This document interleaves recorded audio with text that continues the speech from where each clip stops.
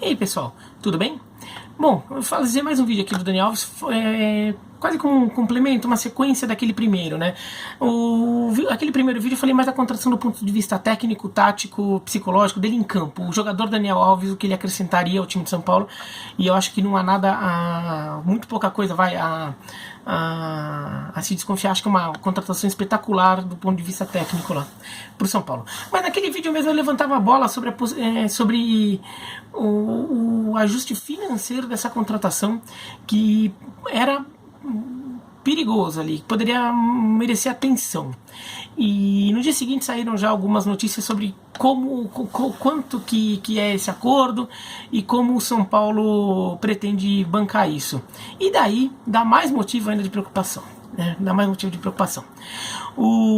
Acho que o torcedor tem que festejar, tem que comemorar, tem que ficar confiante, mas tem que guardar essa informação, porque se der problema tem que saber exatamente tudo como foi feito, entender as coisas, porque assim, não existe magia no futebol, na economia, sabe? Não existe milagre, né? As coisas têm que sair sempre de algum lugar. E um investimento existe tudo, mas assim, também não sai assim, a não ser ganhar na loteria. Tirando ganhar na loteria, não existe milagre ali. De repente o dinheiro não surge do nada. O São Paulo estava com problema financeiro, já está com problema financeiro já há alguns anos, tanto é que a diretoria tem vendido muito jogador, né? Desde a época do Osório, lá o Osório reclamava, e sai todo mundo aí, David Neres, Luiz Araújo, Militão, e um monte de jogador lá que o São Paulo vendeu, né, nos últimos tempos. Só que o São Paulo não usou esse dinheiro, por exemplo, para pagar as dívidas, se equilibrar financeiramente e acelerar um processo de gestão econômica para chegar no nível que está o Flamengo hoje, por exemplo. O São Paulo pegou um pouco disso para pagar os compromissos lá do dia a dia, salários que estavam ali no limite para pagar, estava difícil, sei lá o que, mas o São Paulo não melhorou exatamente sua condição financeira.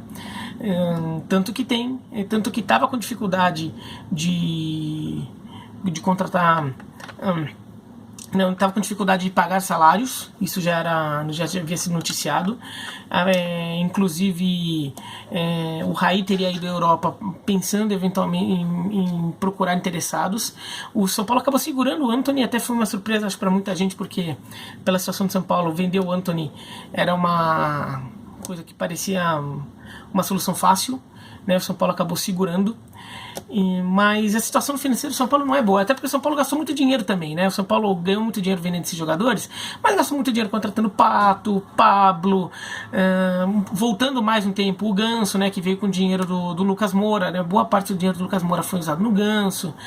Então, assim, várias contratações ali, né? O São Paulo não é um time que o Hernanes, né? O Hernanes também. Então o São Paulo é um time que gasta muito. E essa contratação do Daniel Alves vem até no momento que não se esperava que o São Paulo fosse fazer um investimento desse. Você fala, mas o Daniel Alves vem de graça. Gente, não é assim, né?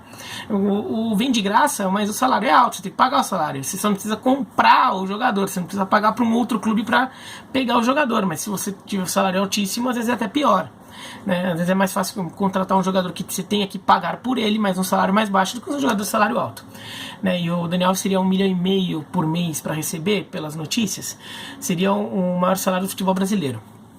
E 1,5 milhão por mês é equivalente a 18 milhões de reais por ano de salários, né? Então é um bom dinheiro, né? Então a diretoria de São Paulo falou que para pagar o Daniel Alves, o São Paulo fará ações de marketing, venda de produtos, investidores que chegarão, sei lá o que, e uns papos não muito claros, assim, não disse exatamente como isso aconteceria, quem investiria, não deu nomes, não deu exemplos, tudo. E quando os dirigentes de futebol vêm com uns papos desse, e isso acontece, já aconteceu algumas vezes no futebol brasileiro, fica ligado, fica ligado. Às vezes não é nem sacanagem, às vezes até boa vontade, ele acredita naquilo, mas pouquíssimas vezes isso funcionou. Acho que a primeira vez que eu me lembro de ter ouvido... Isso, na verdade, isso já existe há muito tempo, mas a primeira vez que eu me lembro de uma grande contratação ser justificada dessa forma foi a do Romário pelo Flamengo, que até hoje é a maior contratação do futebol brasileiro, de um jogador que estava no exterior. Pelo momento do Romário, né? O Romário era o melhor jogador do mundo no momento. Ele tinha sido eleito o melhor jogador do mundo 6 meses antes dele ir pro Flamengo. Então, assim, ele estava no auge, vindo do Barcelona, tinha uma idade boa ainda, ia jogar muito tempo, e foi pro Flamengo. E o Flamengo falou que não, porque vamos fazer ações de marketing, investidores, do sei lá o que, tudo assim. Bom, o Flamengo ficou devendo dinheiro pro Romário durante muito tempo. Né? Então, e o Kleber Leite, que era o presidente do Flamengo na época, na verdade fez a contratação do Romário, mas não só do Romário, vários jogadores foram contratados naquele momento com esse papo. Foi aquele Flamengo que acabou perdendo do Fluminense com o gol de barriga do Renato Gaúcho, tudo, né? Que era um time bem caro do Flamengo que não deu certo. Então, e naquela época já veio com esse papo.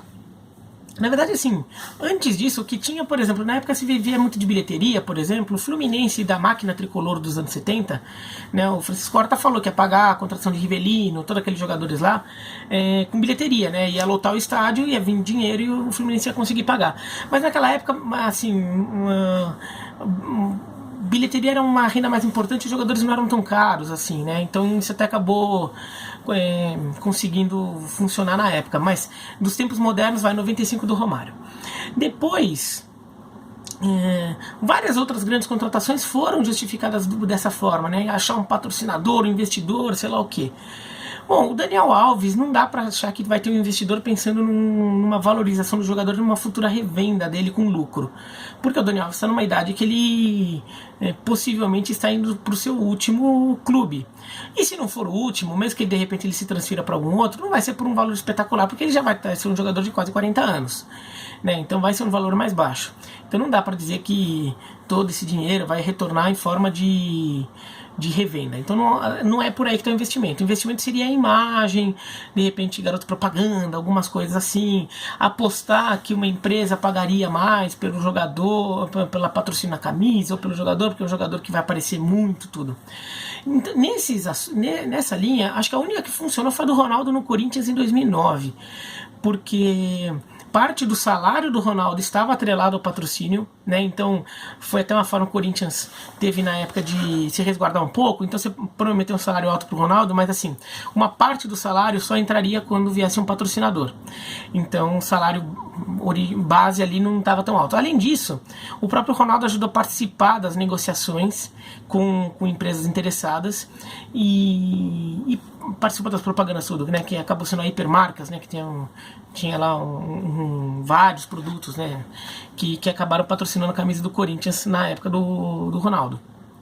Então, funcionou, e porque o Ronaldo, como garoto propaganda, como figura, ele é muito grande, ele é muito maior que o Daniel Alves. O Daniel Alves é até uma figura carismática, um jogador que está no momento técnico melhor que o Ronaldo estava quando veio para o Brasil, voltou para o Brasil. Mas o Ronaldo é uma figura mundial, é uma figura de destaque diferente, né?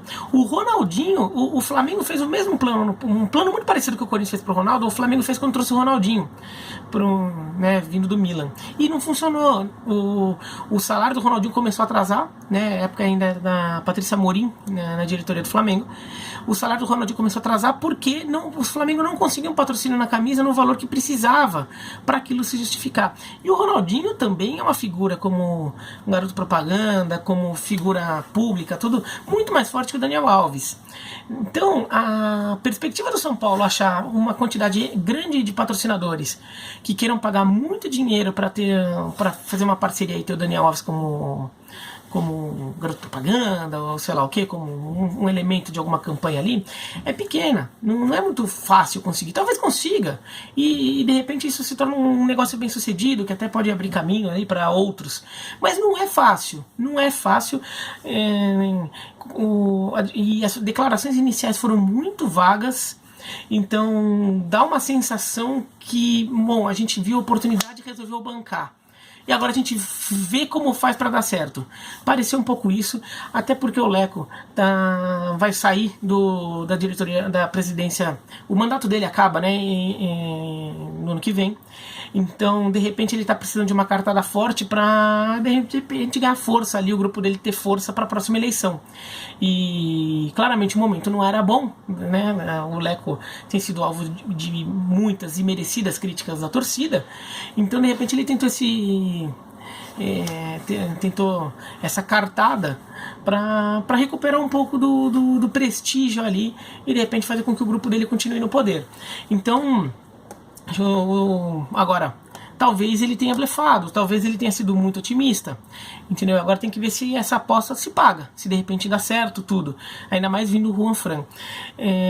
Para mim acaba sendo meio natural que uma consequência quase automática desse negócio é o São Paulo vender mais jogador, né? E o Antony é o jogador que tem mais perspectiva. Até teve um seguidor aqui inscrito no canal que até falou: não, isso não é verdade, o São Paulo não vai vender o Antony. Eu não sei, contratou o Juan Fran agora, né? Então ficou com 2 laterais direitos. Não, provavelmente o Daniel Alves vai jogar no meio. O Juan Fran já jogou de meio. O Juan Fran começou a carreira como meia nas categorias de base do Real Madrid. Ele começou no Real Madrid, na base, jogando no meio, e daí ele foi para lateral.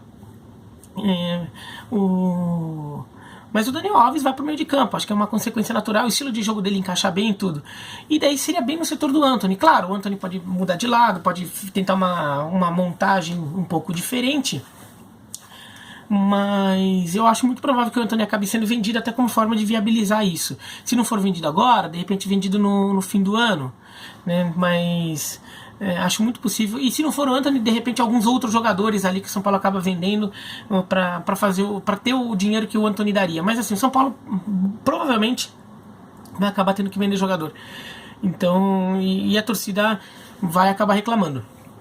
Mas acho que a operação, acho que o São Paulo precisava ser um pouco mais claro ali sobre essa operação, de repente até começando a mostrar serviço, falando que quem já está por trás dessa, assim, tipo, se tem investidor, se tem patrocinador, de repente começar a mostrar serviço e mostrar logo um ou outro caso já surgindo para incentivar outros, né? E para mostrar que de repente esse negócio não foi tão viajado assim. Agora, do ponto de vista técnico, eu acho uma contratação sensacional. Acho que o São Paulo tem muito a ganhar. É só não rifar todo o resto em nome de uma contratação. Mas é isso, então. Bom, se vocês... digam aqui nos comentários o que vocês já acham disso. Se inscreva no canal, clica no sininho. E é isso, então, tá bom? Essa segunda turno debate é só para do Desimpedidos, viu? Então, falar da rodada do Campeonato Brasileiro lá. Um abraço e até mais.